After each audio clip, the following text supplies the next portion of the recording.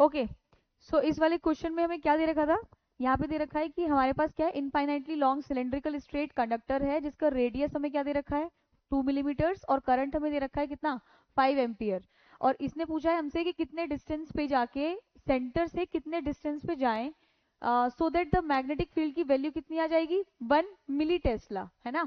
इसने ये बोला है कि बी की वैल्यू कितनी होनी चाहिए 1 मिली टेस्ला, किस डिस्टेंस पे जाएं कि ये वैल्यू आए आपकी मैग्नेटिक फील्ड की, ठीक है ना। तो हमारे पास क्या है, एम्पियर सर्किटल लॉ है, ठीक है। तो एम्पियर सर्किटल लॉ क्या बोलता है बेटा, ACL, एम्पियर सर्किटल लॉ क्या बोलता है, B into 2 pi D is equal to what, mu naught I, यही बोलता है बेटा। तो यहाँ से B कितना आ गया, mu naught I divide by 2 pi D, यही हुआ।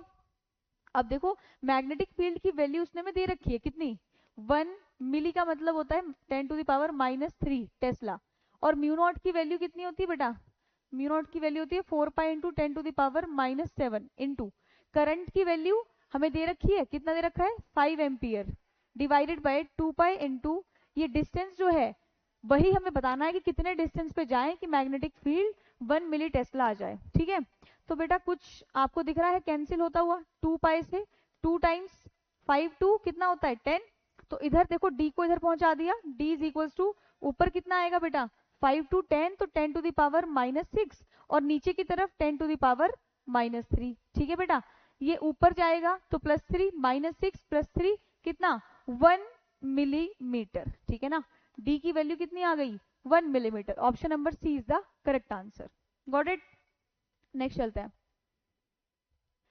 नेक्स्ट हमें क्या बोल रहा है, हमारे पास एक प्रोटॉन है जो मूव कर रहा है कांस्टेंट वेलोसिटी के साथ, ठीक है। तो हमारे पास एक प्रोटॉन है और कंडीशन दे रखी है गिवन कि उसकी जो स्पीड है बेटा, है ना, कांस्टेंट वेलोसिटी है ना, वेलोसिटी क्या है कांस्टेंट है, ठीक है ना, कांस्टेंट, ठीक है। वो पास कर रहा है किसी भी रीजन से of space without any change in its velocity.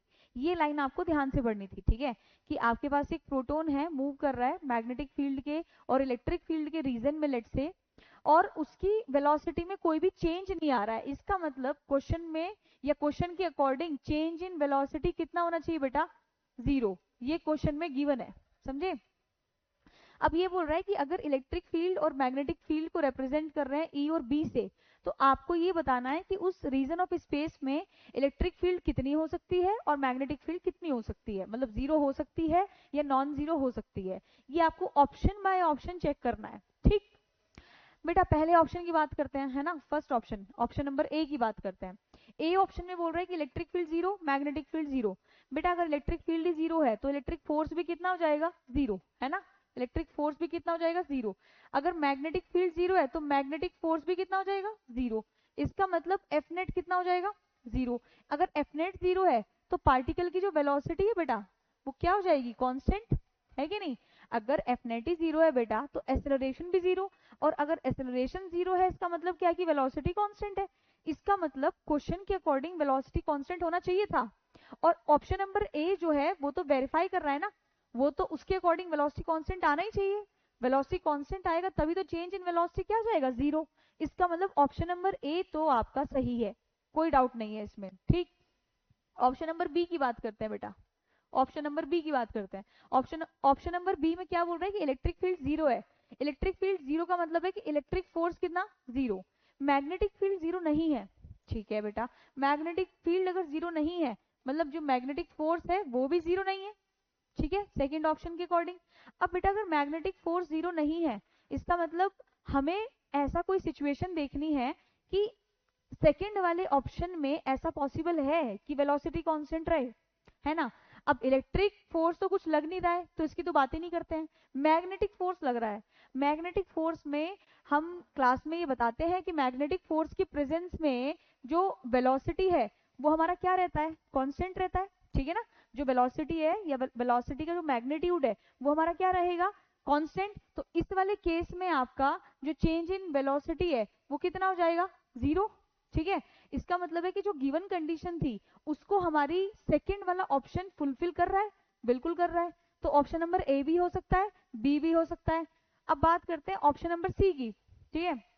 Option number सी में क्या बोल रहा है इलेक्ट्रिक फील्ड 0 नहीं है और मैग्नेटिक फील्ड 0 है, मैग्नेटिक फील्ड जीरो तो मैग्नेटिक फोर्स भी जीरो, ठीक है, तो इसकी तो कहानी खत्म हो गई। लेकिन अगर इलेक्ट्रिक फील्ड है ना बेटा, इलेक्ट्रिक फील्ड अगर है तो आपने इलेक्ट्रोस्टैट्स में पढ़ रखा है, इलेक्ट्रिक फील्ड अगर है तो उसका जो वेलोसिटी है, या उसका हम बोल सकते हैं कि ट्रेजेक्टरी के दौरान जो उसका स्पीड होगा वो हमारा चेंज करता रहेगा, चेंज करता रहेगा, तो चेंज इन वेलोसिटी हमारा जीरो नहीं हो पाएगा। इस वाले केस में change in velocity is not equal to zero, ठीक है। मतलब ऑप्शन नंबर सी आपका नहीं हो सकता, ए हो सकता है, बी हो सकता है। डी की बात करते हैं बेटा, डी की बात करते हैं। डी में क्या बोल रहा है कि इलेक्ट्रिक फील्ड भी जीरो नहीं है, मतलब इलेक्ट्रिक फील्ड एग्जिस्ट कर रहा है उस स्पेस ऑफ रीजन में, और मैग्नेटिक फील्ड भी एग्जिस्ट कर रहा है। इसका मतलब क्या है कि इलेक्ट्रिक और मैग्नेटिक फील्ड एग्जिस्ट कर रहे हैं, ठीक है ना, एग्जिस्ट। तो बेटा अगर दोनों एग्जिस्ट कर रहे हैं ना, तो हमारे पास एक केस बनता है, जब याद करो ये क्लास में बताते भी हैं कि ऐसा एक केस बनता है आपके पास। फॉर एग्जांपल ये चार्ज क्यू है बेटा, ठीक, इसकी वेलोसिटी मान लो इस साइड, ठीक है, और मान लो कि इलेक्ट्रिक फील्ड है नीचे की तरफ, ठीक, यूनिफॉर्म इलेक्ट्रिक फील्ड है और नीचे की तरफ है, ठीक है, और लेट्स से कि मैग्नेटिक फील्ड जो है वो अंदर की तरफ है। इस केस की बात करें तो इस केस में दोनों ही फील्ड एग्जिस्ट कर रही है, इलेक्ट्रिक फील्ड भी है, मैग्नेटिक फील्ड भी है, ठीक है। तो इस वाले केस में बेटा दो फोर्स लग रहे हैं, देख पा रहे हो, दो फोर्स लग रहे हैं, कौन कौन से? एक तो इलेक्ट्रिक फोर्स, इलेक्ट्रिक फोर्स कहाँ लगेगा? नीचे की तरफ इलेक्ट्रिक फोर्स, ठीक। और मैग्नेटिक फोर्स कहाँ लगेगा? वी क्रॉस बी कर सकते हैं, वी क्रॉस बी, तो मैग्नेटिक फोर्स कहाँ लगेगा बेटा? मैग्नेटिक फोर्स इस पे ऊपर की तरफ लगेगा। तो एक बार बताओ कि कोई ऐसी वैल्यू हो सकती है ना जिसके लिए इलेक्ट्रिक फोर्स और मैग्नेटिक फोर्स एक दूसरे को क्या कर दें? बैलेंस। और अगर बैलेंस कर दिया बेटा तो एफ नेट कितना हो जाएगा? जीरो। और अगर एफ नेट जीरो हो गया तो एक्सेलरेशन भी क्या हो जाएगा? जीरो। तो एक्सेलरेशन जीरो हो गया तो वेलोसिटी क्या हो जाएगी? वेलोसिटी क्या हो जाएगी? कांस्टेंट। और वेलोसिटी अगर कांस्टेंट हो गई तो चेंज इन वेलोसिटी क्या हो जाएगा? जीरो। दैट मीन्स कि ऑप्शन नंबर डी भी क्वेश्चन में जो कंडीशन गिवन थी उसको बहुत आराम से फुलफिल कर रहा है, समझे कि नहीं? तो ऑप्शन नंबर डी भी हो सकता है, ए बी और बी भी। अब ऑप्शन चेक कीजिए, ए हो सकता है, बी हो सकता है, डी हो सकता है, A B D, option number C is the correct answer. Got it? ठीक है, चलिए बेटा नेक्स्ट क्वेश्चन चलते हैं। जस्ट वेट, नेक्स्ट क्वेश्चन के लिए